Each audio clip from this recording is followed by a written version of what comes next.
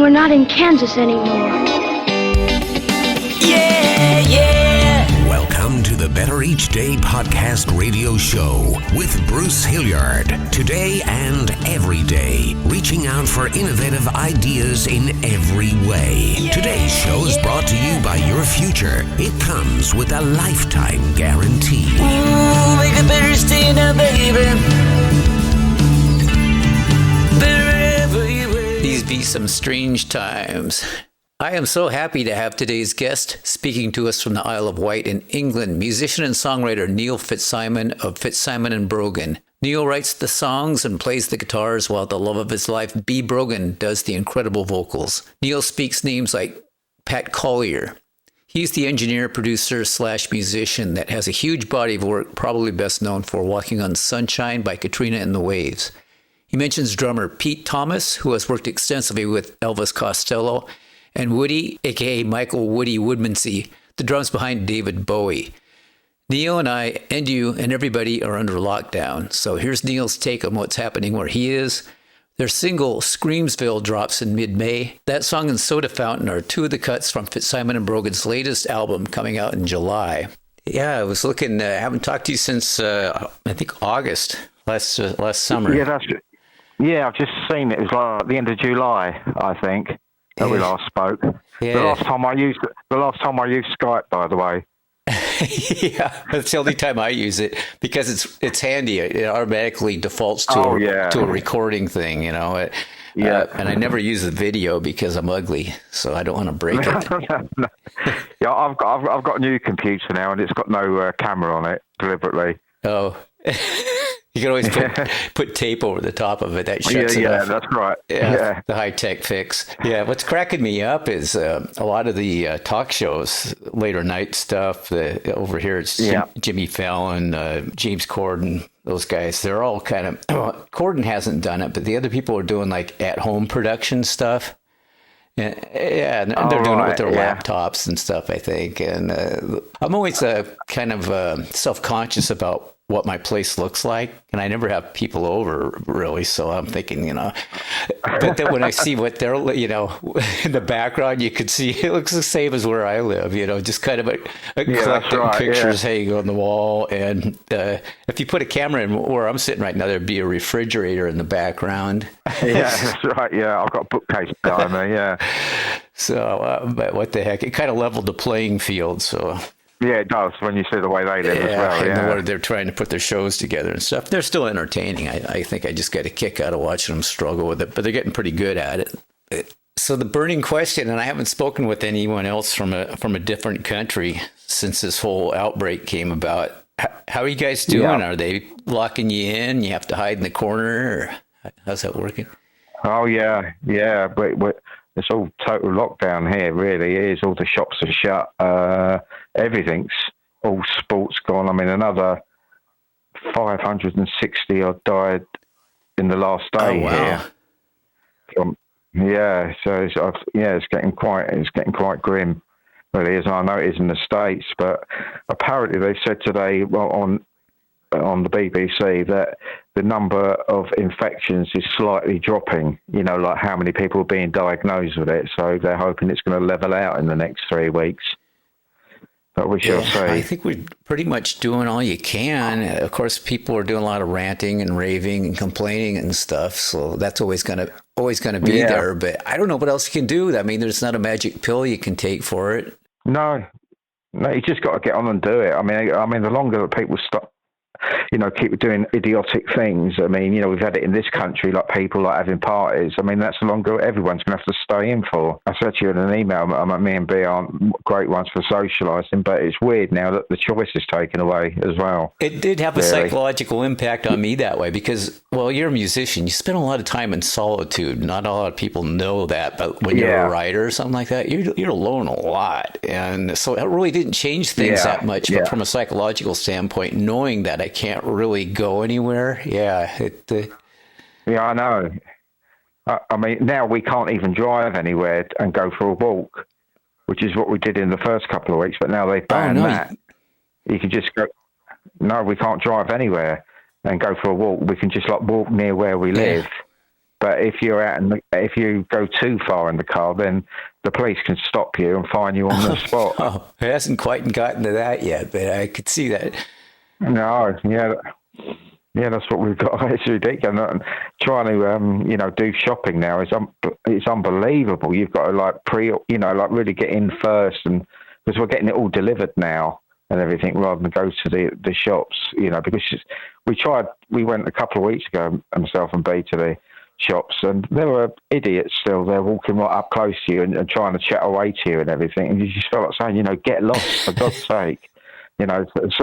So now we're just getting everything delivered to the door. I don't know what else to do. No.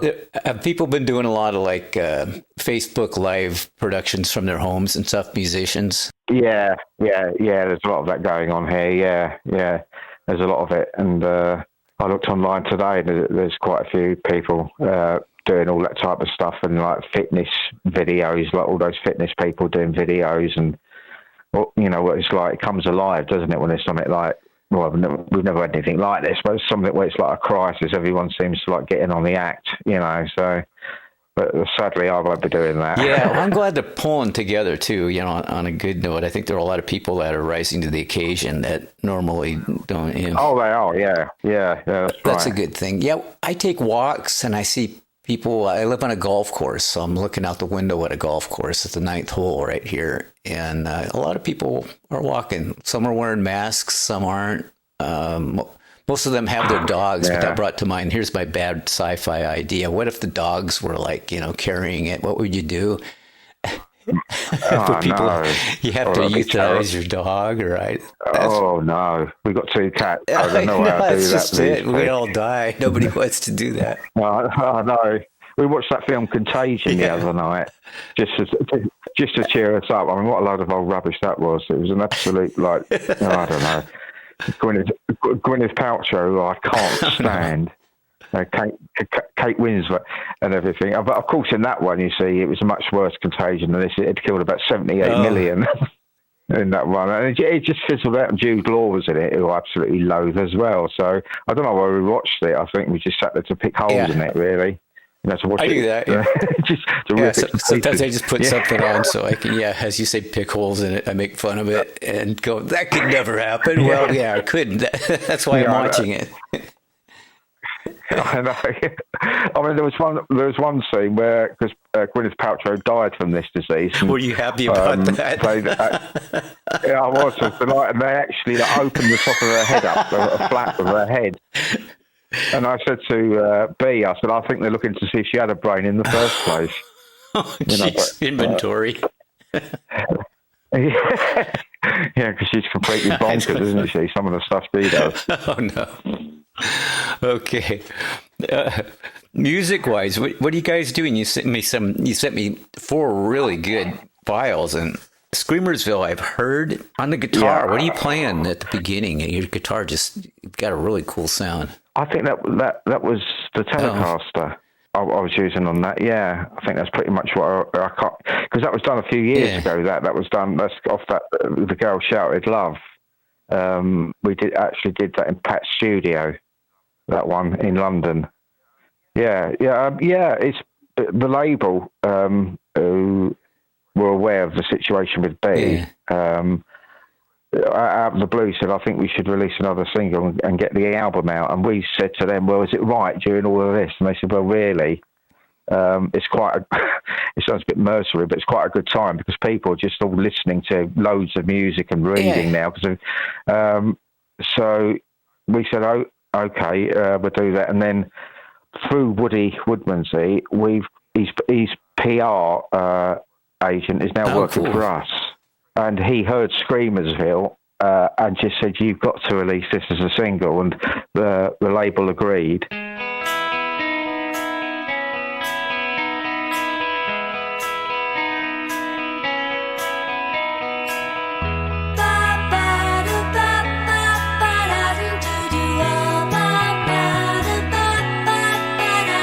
Take this boy, take that girl. He had a dope chick and promised her the world. They lived 5 years in 1 week. He sent a postcard, then left left her up the creek. There are 10 commandments of love. There are 10 commandments of love, but you're never gonna find them. You're never gonna find them, no.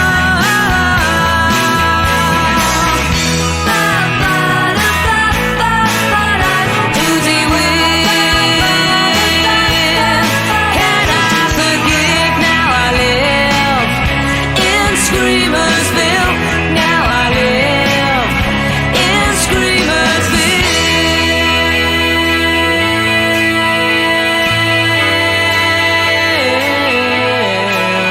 She was his girl, he was her boy. Now he treats her like a broken toy. She was cherished, but then perished in a bedsit in Screamersville. There are 10 commandments of love. There are 10 commandments of love, but you're never gonna find them. You're never gonna find them, no.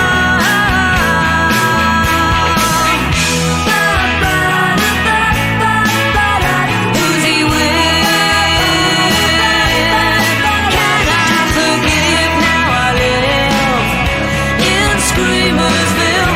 Now I live in Screamersville.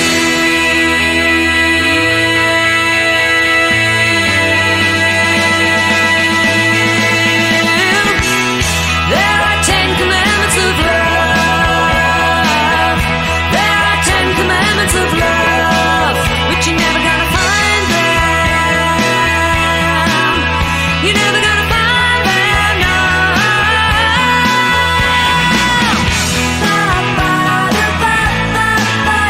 Doozy wind, can I forgive? Now I live in Screamersville. Now I live in Screamersville. Now I live in Screamersville. Now I live in Screamersville. Now I live in Screamersville. Now I live in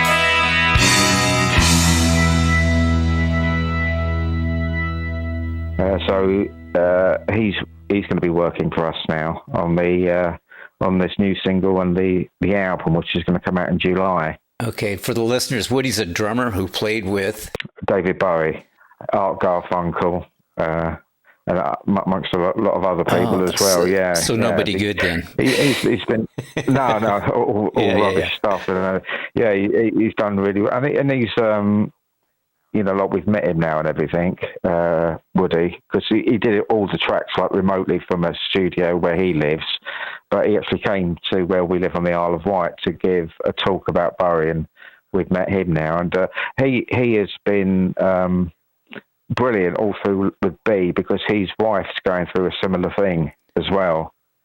So he sent us like things that we should cook and things like that. He's really gone above just like doing a job on the drums for us. Really, we're quite friendly with him now. And then he said, I think our press agent, because the press agent works for Tony Visconti as well.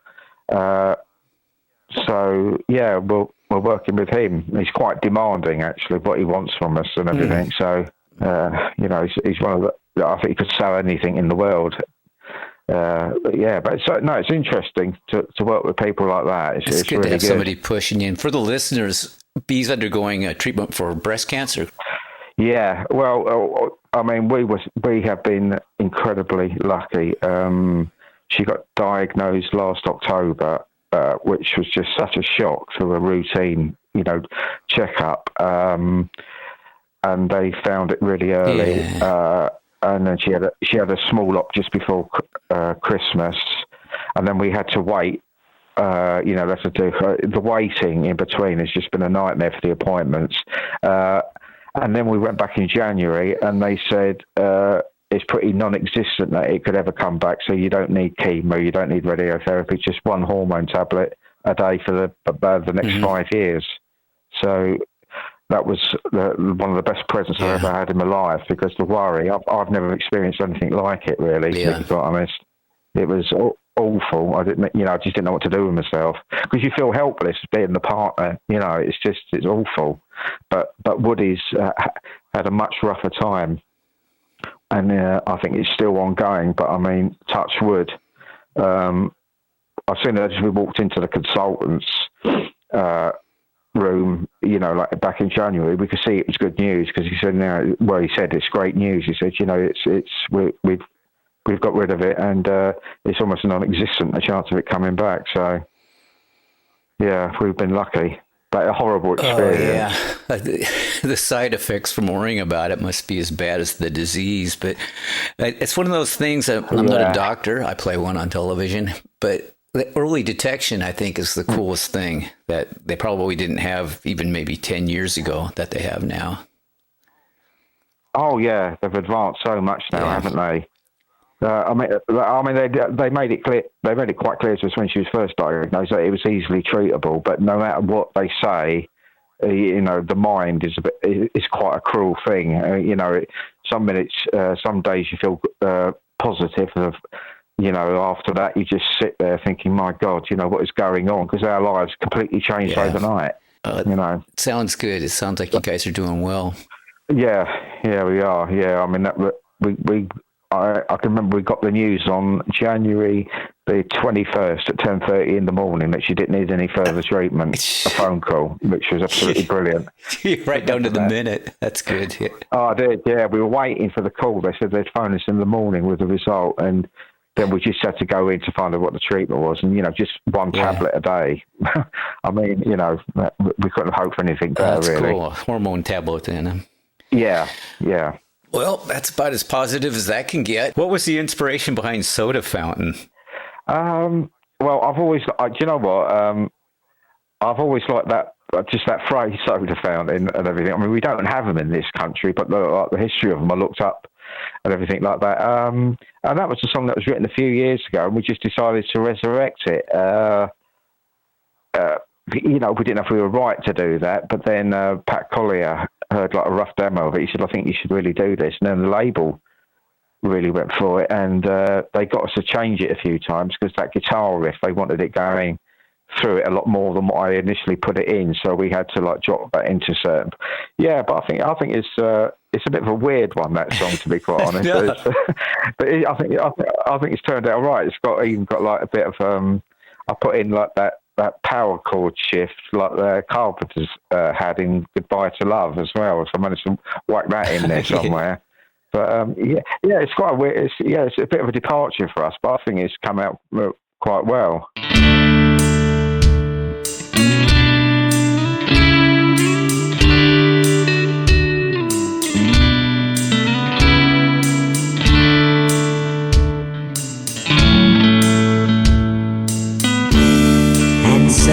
The first light of day that she's finally leaving,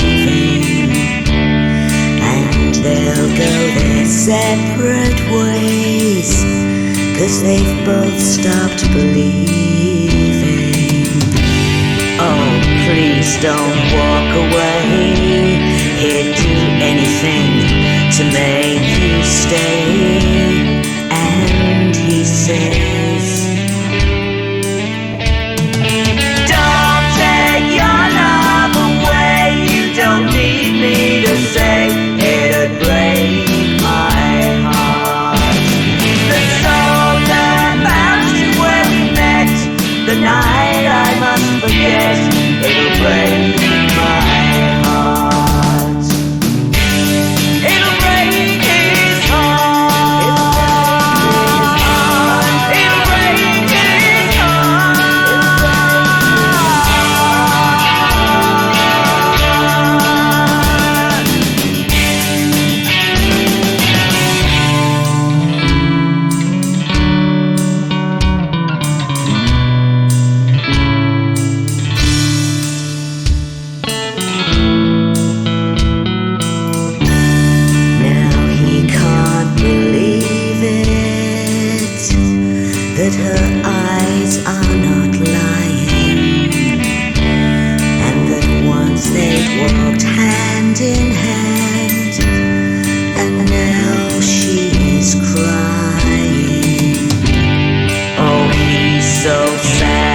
say that it should end this way. And he says, please don't take your love away. You don't need me to say it would break my heart. And the stone that mountain where we met, the night I must forget, will break my heart. But look and see, he's down on his knees, and he's gonna beg you please, won't you take him back again? Don't take your love away. You don't need me to say it'll break his heart. The stone that mountain where you met, the night he must forget, oh, it'll break his heart. It'll break his heart. It'll break his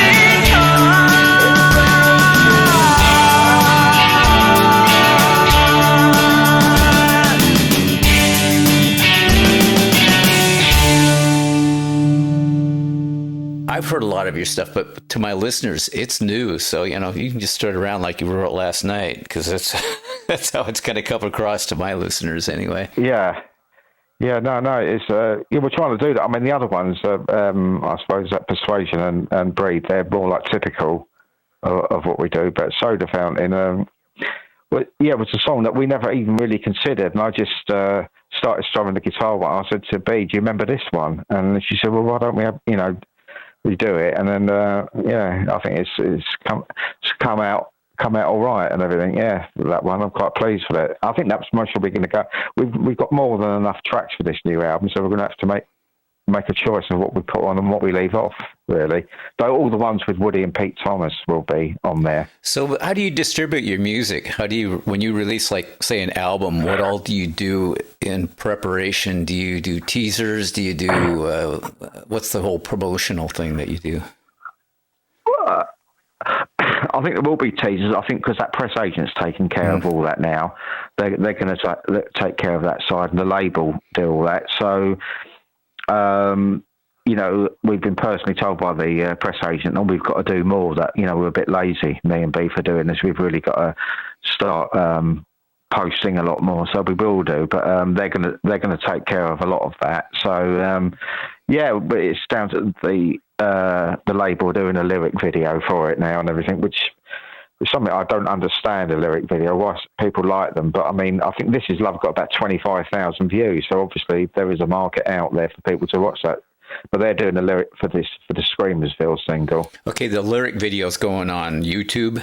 Yeah, it goes on everywhere. Yeah, they'll be putting that on there and everything. So, and then the album comes out in July. And Woody said he's going. And Pete Thomas has given us a nice quote to use as well for the album. So that's really good. So all the Costello fans, perhaps they might take an interest, because he's playing on 4 of the tracks, I think, Pete Thomas. Well, you got some good names, some good backers, so that helps a lot. Yeah, we have. It was. I mean, now I'm in contact with the bass player of ELO, Electric Light Orchestra. He phones up because that was through Woody, and he's recorded the drums for Woody, but now he's taken an interest in this, and he phones up here on a regular basis. So it's quite surreal. I got a text yesterday from Woody at lunchtime asking how B was getting on, and I just said to B, this is ridiculous. If somebody's told me when I was a kid that Woody Woodmansey had texted me one day, I think I would have said, have you gone mad? It's quite weird. It's a bit odd. You know what I mean? That's funny to hear you say that, because you guys are just incredibly outstanding, but it kind of doesn't matter if people don't know who you are, if people can't get to you, don't hear you, or it might as well be the tree that fell in the woods and nobody was there to hear it, type of a thing. Yeah, I know. Just hoping. I mean, this press agent, of course, when they come in, when he looked at what we'd done in the past, he said, "Oh no, we've got to sort this out. You've got to sort that out. I'll be doing this and doing that, and I'm taking it into, as people see it on national BBC radio and everything." And Woody said that he's really, he could charm the birds out of the trees. He said he's very good. So. Yeah, we'll see. Let's just hope a few more people get to know. But I mean, back in the days when me and Bee were both in Pretty Blue Gun, when the first album came out, I phoned up a place to speak to another record label because I think we weren't satisfied with our label, and I was doing a bit of moonlighting, speaking to them, and they had our album playing in the background, and on their like, answer phone. And when he came back, I said, "That's Pretty Blue Gun. Do you know?" And he said, "Yeah." He said, "They're great." He said, "And who are you?" I said, "Well, I'm the songwriter in Pretty Blue Gun." He said, "Oh my God." He said, "Do you know the problem with this album?" And I thought, here we go. He said, it's turning into an industry album that people, like you just said, people in the know about it, but the general public don't." An industry album. Oh, Yeah, like people in studios know the worth of it and everything, but because our first label that we were with went bust just at the moment when the album came out, which was a big blow with no promotion. But even so, it got lots of airplay. So we're trying to break out of that really and get a little bit. As I said to you in the past, the dream is to get something into like TV and film. To be quite honest, it really is. I think that'd work as well, but some of those songs in TV and film. Well, it's going to be really interesting to see what this big Twilight Zone episode we're going through is going to do to the record industry. You have to think people are going to be listening more. I can't help but think that, and finding new ways to consume music. Yeah, they are, aren't they? I mean, the press agent said that. He said that there is now like a gap been left. He said because all the touring bands, he said they are not going to release stuff at the moment because they can't tour it and make the money off the back of an album. So he said, all you lot that don't tour and do gigs, he said, this is a moment for you to get in, which is, I know it sounds callous and hard-hearted, but it's a business after all, isn't it? That's how it's done. I think throughout history, that's how things come about. There's always a shakedown. It happens with governments. It happens with everything. And it usually turns out for the better. Yeah, that's right. And could only work to your advantage. But go for it. And if you're like me, I think musicians aren't the best self-promoters. So, it's tough to do. Yeah, I know that. Yeah, I mean, because I did have a pop at the press agent, but they're very matter of fact. These people, that work on the other side of it. I mean, they think that writers are just like living in like ivory towers. I think, like dreaming away in the background. But I sent him a couple of the new tracks, in with like Screamersville. And I said, "Did you listen to the new tracks?" He said, "Yeah, they're great." He said, he said, "We're not bothered about those." I said, "Yeah, but as a writer, I'd like to know that what I'm doing is worthwhile." He went, "Oh, yeah, they're great." I thought, God almighty, like getting blood out of a stone, really. But they're just looking at the money side of it, aren't they, really? And the best way, and I think you're right. I think a lot of musicians really can't handle that self-promotion side. It is very difficult. And you raise another issue, and I do this too. I ask people, well, what do you think I should do? Who would you like me to? If you had a cover for me to copy, what would it be? Because even if I copy it wouldn't end up sounding like it. It wouldn't, it'd end up being my own thing because I don't do impersonations well. But and they usually they don't know what to say. I think... No, they're in the same dilemma I am. I don't know. It's tough. Yeah. Well, I think that's right. If you're going to do a cover, you've got to put a new spin on it. I mean, when we were in Pretty Blue Gun, we used to do Oliver's Army, the Costello track. But because that was like a lot of keyboards on that, like the ABBA type keyboard. But we did it all with guitars and everything. And we put our own spin on it. There's no point, I think, just as you said, copying someone and doing like a karaoke version of it. There's no point in doing that. Yeah, and it wouldn't come off anyway. But a lot of my original stuff, Okay, in the first place, I didn't invent the English language, so I'm copying everything that I do. Nothing's original. From the get-go, I didn't create music theory or anything like that. I have a lot of influences, and I get, even you said this, Tom Petty, I hear people say Bob Dylan, stuff. Singers that I really don't think I'm emulating, but I think it's the fact that I'm just not a great vocalist like Bee, she's just incredible. But I'll go with that. I think you got good. Bee thinks she got a really excellent voice. She said that to me. She has, so you shouldn't tear yourself down. Yeah, I mean, when I first started being in bands, I was the lead singer in it, and then I got absolutely roasted in the studio by this. It was a guitar player who used to. You remember an English band called the Straubs? I want to say I do, but I'm going to have to say no. It sounds familiar. They had quite a big part of the union in this country, and back in the 70s. Well, we worked with him, and he'd done a bit of success, and he just it just took my voice to pieces, really, and he ended up singing the tracks and taking me off the vocals. So, but then again, I think in this business, you got to be prepared for somebody to say that. That really wasn't my strong point. It's all right for when we were doing live, but when you get into a studio and then he said, "What harmonies have you worked out?" And I went, "What do you mean harmonies?"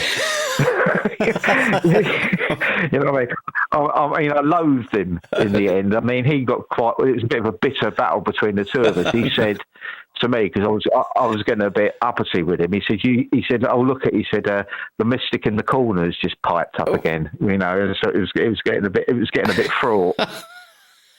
So he's not one of my favourite people, but then I learned a lesson out of that. Yeah, it's part of the game. If you do something really well, do that, and don't try anything that you're just you're okay at. And that's why from then on, the bloke I was working with, then the keyboard player, we said right, we're going to get female singers for this stuff, because we think it'd sound really good, and that was the end of my singing career. I've been traumatized ever since. I've never heard you sing, so I don't know.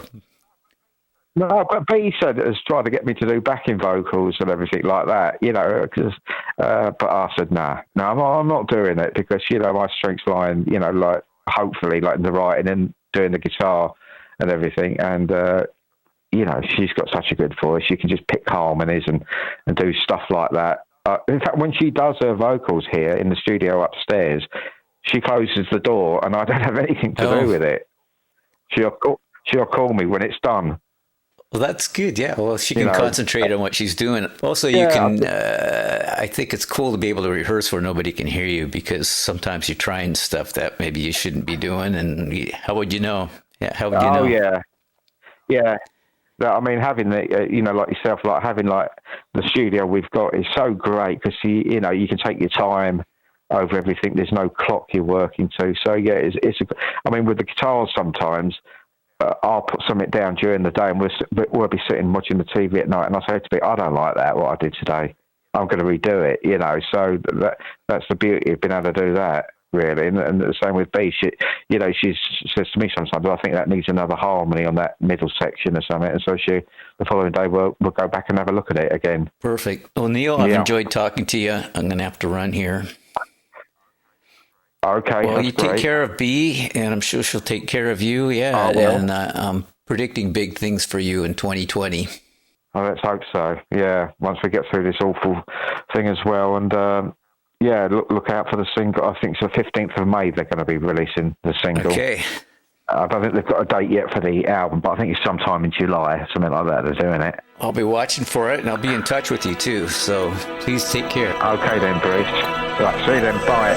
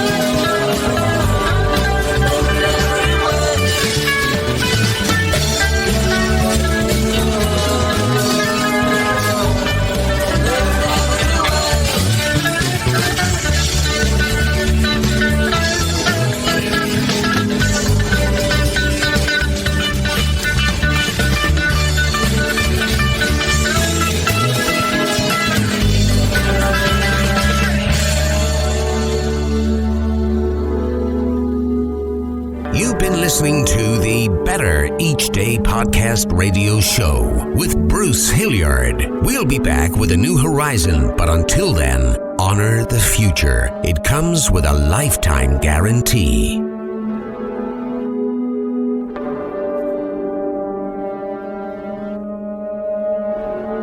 And we're all just trying to make the next day a bit better.